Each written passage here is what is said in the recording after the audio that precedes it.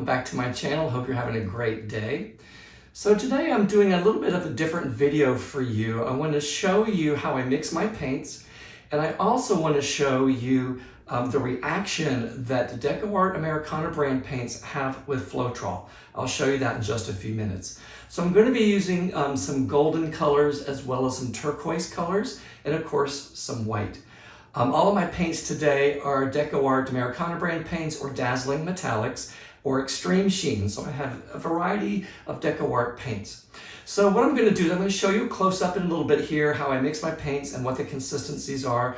Before I do that, I just want to remind you that my puddle paints, which are the colors that I put in the colander, they're mixed about 1 part paint, about 3 to 5 parts Floetrol, a drizzle of Liquitex pouring medium, and water. Remember to always thin your paints. That's really important in doing this type of pour in particular. So I want to show you, I don't know if you can see it behind me. Where'd it go? I want to show you my very first successful dump and swirl. This was Melly D style. This was quite a few years ago, and I was very happy with it. I have it hanging on my wall here at home. So something else I want to also remind you of, and that is you don't need a lot of ingredients to get a reaction with your paints. The biggest thing is knowing your paints and knowing how they work. Now, I've been doing this about 7 years, and I started out watching every single video I could watch, and I got frustrated really easily because I thought I could reproduce what the artist was doing. And of course, that didn't happen. So just be very patient and be persistent and take notes. Write it all down. What worked, what didn't work, and if you tweaked it, if you added more water or more paint, all of that stuff's important and you'll get it down. So with that being said, we're going to get started here in just a minute, so hold on.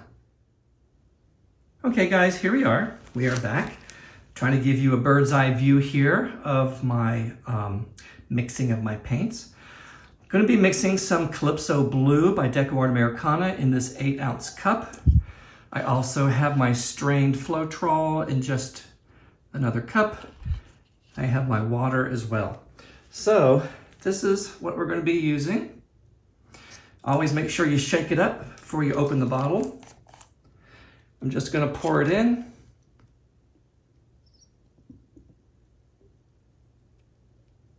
Sometimes what I do is I turn it upside down and let anything else drip in there. So I also use Liquitex pouring medium. This is gloss.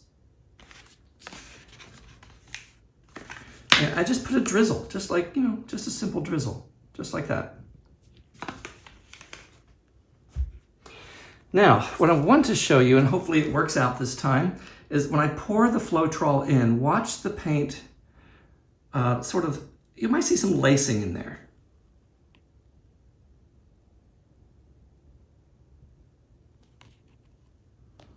See that? That reaction shows me that we're going to have a reaction on the canvas. So I'm excited about that. Okay, friends, I'm going to mix up the rest of the colors and I'll show you when we're all done. Okay, guys, the paints are all mixed. These are the colors I'm going to be using today. Now, these cups are 8-ounce cups, and this is a 24-ounce cup. So these are all mixed the same. 1 part paint, 3, 4, 5 part Floetrol, drizzle of Liquitex pouring medium, and water to thin. There's my canvas. It's a 24 by 36. It's repurposed for this particular pour. So let me show you how thick these paints ended up being. Oops, let's see. So as you can see, it just sort of goes right in. So that's what I'm going for. You don't want it to mound too much. It's too thick. They need to all be the same consistency, and so does this paint here. You want to make sure that they are all pretty equal. So as you spread them across the canvas, the dense paint will sink, that's the black paint, and allow for the colors to come to the surface. So fingers crossed that we have a great pour today, and we're gonna get started here in just a moment. Hey guys, it's Dwight. Sorry for this intermission here, but this painting that I'm setting up for you at the moment, when I actually did it, I dropped one of my wet paper towels onto the painting. So I let it dry and I'm going to paint over it and we're going to start brand new. Okay, guys, so hold on. Let's see the new painting. Now, the same colors. I'm going to be using the same colors and hopefully things will go well. Okay, hold on. Okay guys, I thought I'd do a walkthrough with you here. Like I mentioned on the previous little segment there, I had an accident on this canvas, and so I did paint over just lightly with some white so that not being distracted by what was underneath it. So I'm using the same color combinations that I had on yesterday's pour, which I showed you in a walkthrough. There with my level, and just making sure everything is level, especially there in the middle. So I'm using my colander, and I'm going to be starting with the darker blue.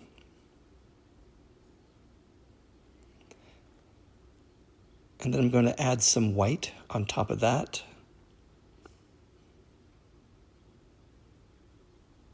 It's always hard to know exactly how much. It's hit or miss. Doing the dark blue again. And then this beautiful turquoise blue.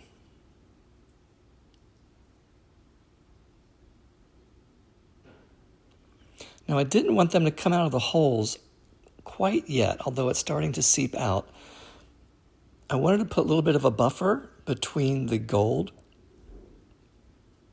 and the turquoise, so I'll use white. That way the colors won't mix and they won't turn brown. So I'm pouring some of that burnt orange, that beautiful burnt rust color, then some gold on top of that. And I decided to pour all of the gold into the colander because I wanted to push out that burnt orange color. Then I put the rest there. So next what I'm going to do is pour some white because, again, I want to separate the yellow and orange from the blues. I don't want it to turn green.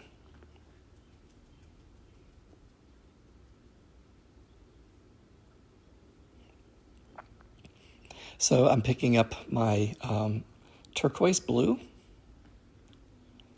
and just pouring it slowly in the middle of the white to make sure it doesn't get too close to the orange. Finish that cup off, and then I had a lot of dark blue, so I figured I would just pour the rest of that on top. Again, doing it nice and slowly. I think this color combination is really beautiful, and I think, you can also use a gray with the burnt orange. I think I might try that in the future, sort of like a nice gray with a turquoise or a deeper blue. See me cleaning off my stir stick there. We're going to lift it up, get all the paint out of the colander. Now, what's unique about my colander is the base is completely closed off. In other words, there are no gaps in the base. So when I'm pouring paint into my colander, it fills up and comes into the colander, then it comes out on the canvas. So when I pick it up, I have this puddle of paint, as you can see in the middle there. Now I'm pouring the black paint slightly off center. Again, I'm doing it nice and slowly. I don't want to rush that process.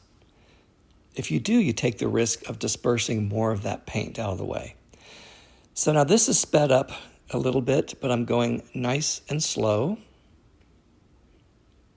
I was just watching the paint move on the canvas, and then bring it back to that last corner. Yikes, a lot of paint off there.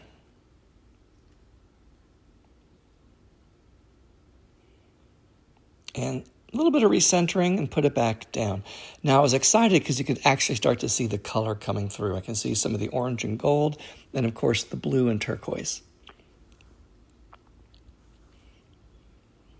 So as I dry my hands, I'm typically just watching, seeing how the painting develops. And there we go, time lapse. All that color came through. So as you continue to watch, you can start to see the colors deepen and they become more rich. Okay, let's do the wet walkthrough. Okay guys, here it is. I left it about an hour ago and I just came back from eating my lunch and look what we got. So yeah, I'm really excited. These colors are quite interesting. I wasn't sure how the orange would do with the blue, but it turned out really cool. I I'm just loving the placement of the color. It's really bright. Now, as you can see, my negative space is quite small. I'm not gonna argue about that. Let me move in a little bit. I will be trimming it up because, you know, I wanna clean off the edge here a little bit. So I may take, oh boy, take some out, you know, trim back some of these just to make it a little bit bigger. And we'll see. So I'll start with these and just make it pop just a little bit more. But the color, let me just show you up close again. All the multicolored pearls, a little more white up here. Yeah. It's really kind of cool. I wasn't expecting it to be this bright. I was expecting more of the dark blue to come through. But what I realized, let me walk over here, sorry about that. What I realized is that when I did this yesterday, when I messed up, I poured my dark blue second to last and it took over. This time I poured the dark blue last and I used the rest of that turquoise. So yeah, I'm just looking at it. So the name for this that came to my head was Turquoise Sunset. I don't know why, but that's the name that came for it. So I hope you like that name too.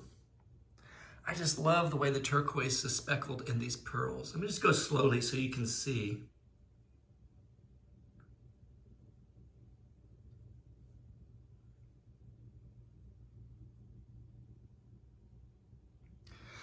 So Dwight's very happy. Okay, friends, I will let it dry and then we'll come back and we'll talk a little bit more about what we want to do in the negative space.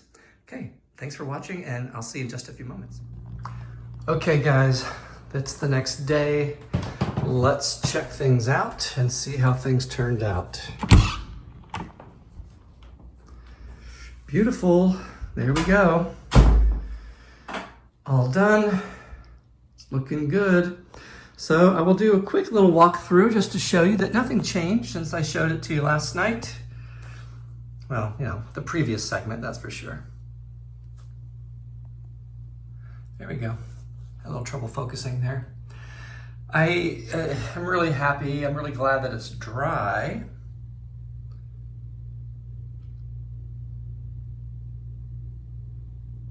And there we go. There's the trouble spot. I'm going to go in there and meticulously and slowly create a little bit more of a negative space.